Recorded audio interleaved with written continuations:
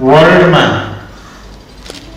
महत्वपूर्ण गंतव्य को रूप में टुरिस्टहरुको लागि नेपाल पनि पर्छ। उतापट्टि बाली, यता नेपाल, उता अरू मुलुकहरु छ र नेपालमा धेरै मुलुकहरु सबभन्दा बढी टुरिस्ट आउने अहिले पनि भारत, चीन, अमेरिका लगायतका धेरै मुलुकहरु, युरोप, एसिया, अमेरिका करिब धेरैवटा कन्टिनेन्टहरुबाट नेपाल आउने गर्दछ र अहिले नेपालमा टुरिज्म बढेर गएको छ। पछिल्लो 6-7 महिनाको आँकडामा हेर्दाखेरि 24% त 6 महिनामै टुरिज्म बढेको छ र जीडीपी में टुरिज्म को ठूलो भूमिका छ। झन्डै 8-9% को हाराहारी में इसको भूमिका छ। भन्दाखेरि के हो भन्दा अहिले प्रारम्भिक अवस्था में नै टुरिज्म रहेको भए तापनि नेपाल को आर्थिक समृद्धि में अत्यंत महत्वपूर्ण स्थान ओगटेको पर्यटन उद्योगले छ र यसको संभावना अन्य एसियाली मुलुक को तुलना में सबभन्दा बढी संभावना रहेको टुरिज्म को संभावना भएको ठाउँ नेपाल हो। माउन्ट एभरेस्ट सबभन्दा बढी आकर्षण संसारमै हो। लगायतका अरू प्राकृतिक सौन्दर्यका क्षेत्रहरू आकर्षणका केन्द्रहरू रहेका छन्। यहाँका वन जंगल चरा के छ फ्लोरा एन्ड फाउना भन्छ, जंगलमा रहेका फलफूल, चरा चुरुङ्गी, बोट बिरुवा पनि आकर्षक छ। त्यो हेर्नका लागि पनि प्रशस्त मान्छे छ। यहाँ हाम्रो गाउँको नजिक कोशी टप्पूमा वर्षेनी चराहरू त्यहाँ आउँछन् विभिन्न ठाउँबाट। त्यो चरा हेर्न पनि करिब 1-1.5 लाख बाहिरबाट टुरिस्ट आउँछ एउटा सानो ठाउँमा। यहाँ प्राकृतिक सौन्दर्यताका साथसाथै कल्चरल र रिलिजियस हेरिटेजहरू,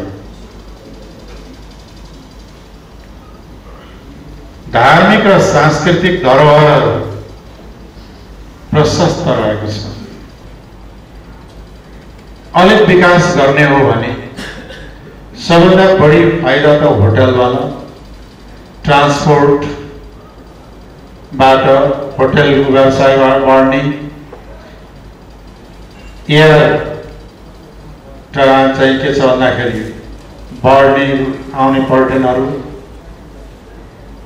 त्यसपछि टुरिस्ट गाइड को प्रोफेसनहरू अगाडि बढ्ने लगायतका धेरै तर्फ चाहिँ के हो भन्दाखेरि नेपालमा सम्भावनाहरू छ। नेपाललाई टुरिज्म इन्डस्ट्रीजलाई मात्रै डेभलप गर्ने हो भने यहाँ गरिबी बेरोजगारी को समस्या हल गर्न सकिन्छ। यति आकर्षक केन्द्रहरू नेपालमा रहेका छन्। यहाँ गरिबी र बेरोजगारी हल भएर विदेशी जानु नै पर्दैन, विदेश जानै पर्दैन, विदेशीहरू पनि यहाँ आउँछन् डलर लिएर र फरेन यहाँ फलामा पनि तपाईको राफ्टिङका लागि टुरिस्ट आउँछ, माथिबाट तल जम्प गर्ने एडभेन्चर टुरिस्ट पनि यहीँ आउँछ, ग्लाइडिङका लागि पनि यहीँ आउँछ। हरेक एंगलको संभावना भएको अनि डिफरेन्ट कल्चर हेर्नको पनि यहीँ आउँछ। हाम्रो कल्चरल डाइभर्सिटी पनि आकर्षण गरेको छ भने यति धेरै फेरि कम डिस्टेन्समा 1 घण्टापछि एउटा कल्चर एउटा सिन्छ, 1 घण्टा गाडी ड्राइभ गरेर भने अर्कै दुनियाँमा पुग्छ। यस्तो आकर्षण र संभावना भएको मुलुक धेरै कम छ र ब्रान्ड वेमा टुरिज्मलाई डेभलप गर्ने, टुरिज्म इन्डस्ट्रीज भन्छु म, यसलाई यदि डेभलप गर्ने हो भने नेपाल गरिब मुलुक रहँदैन। टुरिस्टबाट मात्रै, टुरिज्मबाट मात्रै धेरै मुलुकको आय नै टुरिज्म हो। अब मालदिव्समा डुब्न लाग्नेहरू ल्याउने र लगानी गर्ने वातावरण बनाउनुपर्छ।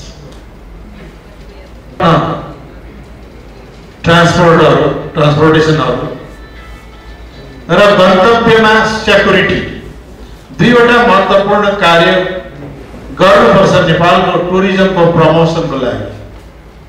एउटा के हो त भन्दाखेरि ट्रान्सपोर्टेसन या होटलमा पुग्ने आउने जाने व्यवस्था राम्रो गर्ने र दोस्रो हो सेक्युरिटी र सेक्युरिटी सेफ्टी र होटल राम्रोसँग म्यानेज गर्ने हो, ट्रान्सपोर्टेसन म्यानेज गर्ने हो भने नेपाल समृद्ध टुरिज्मले नै बनाइन्छ। हाइड्रो एग्रिकल्चरहरू त सँगसँगै कहाँ पुग्ने हो पछाडि परेको छ। टुरिज्म अगाडि अपेक्षाकृत जस्तो बढ्नु पर्ने थियो त्यो अगाडि बढ्न सकेन। भन्दाखेरि हाइली प्रफिटेबल इन्डस्ट्री भनिन्छ। यसको दुईटा डिफेक्टहरू छ टुरिज्ममा पनि। एउटा डिफेक्ट के हो भन्दाखेरि जथाभावी टुरिस्ट आउँदाखेरि अनेक खालका रोगहरू फैलाउने एउटा ठुलो ध्यान दिनुपर्ने विषय हो। अर्को चाहिँ के हो भने टुरिस्ट स्पटहरूमा फोहोर गर्ने। अहिले एभरेस्ट जान पनि बाटो ठाउँमा निकै फोहोर सफा गर्न गाह्रो भइरहेछ। त्यसको म्यानेज गर्नुपर्छ। त्यसलाई म्यानेज गर्न सक्नुपर्ने हुन्छ र यो टुरिज्म ठुलो सम्भावना भएको क्षेत्र हो। यो क्षेत्रमा खास गरी लागिराख्नु भएको छ हिमाली भेग र उच्च हाई माउन्टेनमा बस्न आउने समुदायहरू खास गरिकन विकास ठुलो सम्भावना भएको देश हो। एउटा टुरिज्म, अर्को हाइड्रो, अर्को एग्रिकल्चर र अर्को ह्युमन रिसोर्सेस। यति चारवटा सम्भावना भएको मुलुक त संसारकै सबैभन्दा समृद्ध मुलुक हुनुपर्ने। यो चारटै सम्भावना भएको त धेरै कम मुलुकहरू छ दुनियाँमा। यति राम्रो एग्रिकल्चर हुने ठाउँ, यति राम्रो टुरिज्म, यति विशाल संख्यामा जलभण्डार, यति मेहनती र यति राम्रो ठाउँ, यी चारैवटाको कम्बिनेसनलाई डेभलप गर्ने हो भने नेपाल समृद्ध मुलुक भन्दा कम हुँदैन। जसलाई आज हामी समृद्ध धनी देश भन्छौँ, हामी हतियारहरू नहोला, हामीसँग आवश्यकता पनि नपर्ला, तर गरिब बेरोजगारीको नामो निशान हुँदैन। समृद्ध संसारको समृद्ध मुलुकको दाँजोमा नेपाललाई यो चारवटा चाहिँ पुर्याइन्छ। अरू त अतिरिक्त थपै हुन्छ। तर प्राणी चाहिँ के छ भन्दाखेरिको कमजोरी र व्यवस्थापनको कमजोरी र सबैभन्दा ठुलो कुरा के हो भने राजनीतिक चिन्तनको अभाव र इजी मनीतिर दौडिएको छ। इजी मनी भनेको यसो अर्काको सामान ल्याउने, यतादेखि उता गर्ने, दायाँ बायाँ गर्ने, अनि चाहिँ करप्सन गर्ने, यसो कमिसन करप्सन यस्तैमा चाहिँ छिटो इन्कम देखाएछन् कि के हो। यतातिर ध्यान छ तर यतातिर ध्यान कम छ। त्यसले त्यसैले मैले विचारमा परिवर्तन गर्नुपर्छ। अर्कोतर्फ हाम्रो पार्टीले यो मुलुकमा सबैको यो मुलुक चाहे हिमालमा बस्ने शेर्पा हो, चाहे तराईमा बस्ने मधेसी होस्, पूर्व या पश्चिम पहाडमा बस्ने खस हुन् या काठमाडौँका नेवा हो, सबै लगायतका सबै वेशभूषा, भाषा, संस्कृति हाम्रो सुन्दरता हो यो मुलुकको यो विविधता। यसलाई समान रूपले विकासका सम्भावनाहरूसँगै जोडेर अगाडि लानुपर्छ। Equal life chances for all भन्छ। सबैलाई बाँच्नका लागि समान सम्भावनाहरू राज्यले प्रदान गर्नुपर्छ। सबैका आफ्ना आफ्ना सांस्कृतिक, जातीय, धार्मिक पहिचानहरू छ।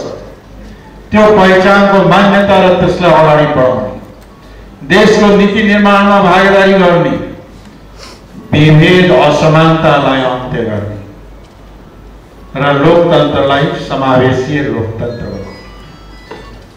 र जब हामी यो समावेशी र समानताको दिशामा अगाडि बढ्छौँ, tourism, agriculture, hydro, human resources लगायतका सेक्टरहरूलाई जब हामी डेभलप गर्छौँ र विभेद